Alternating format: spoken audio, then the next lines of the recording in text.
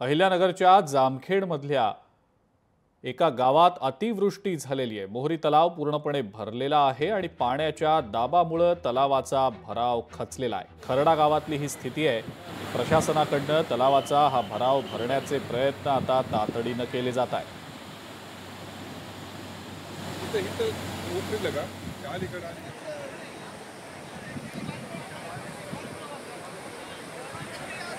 आणि पलीकडच्या बाजूला जो भराव आहे तो आता खचत असल्यामुळे त्याला आता आपल्याला कसं तरी थांबवायचं आहे। त्यामुळे त्यासाठी आपण 1000 गोणी सिमेंट हे आणलेलं आहे।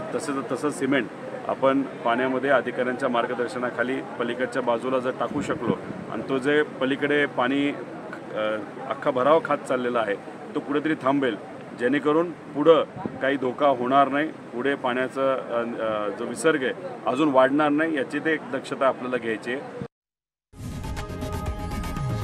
लोकशाही मराठी ऐका, पहा, जागरूक रहा।